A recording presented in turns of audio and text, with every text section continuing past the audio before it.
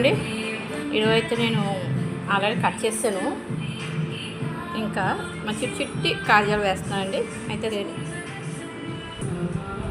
మనం మైదా పిండి ఉంటుంది ఫ్రెండ్స్. మైదా పిండి ఒక తీసుకొని దాంట్లో మనం దాల్డా వేసుకోవాలండి.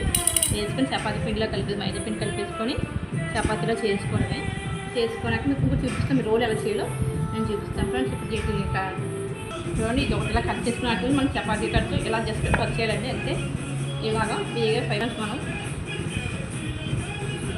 చపాతీలు చేసుకున్నాక 2-3 కటాస్ మించాలి. చపాతీ పైన మైదా పిండి కొంచెం వెన్న రాయాలి. లేకపోతే ఏర్పడుతుంది. అంటుకుపోయాక చూడండి, మనం జస్ట్ ఇలా కట్ చేసుకోవడమే. ఇలా కట్ చేసుకున్నాక మనమైతే బాగా వేసేస్తాం.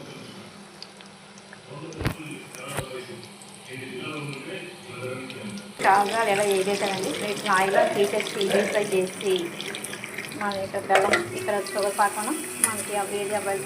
షుగర్ పాకంలో వేసేదండి.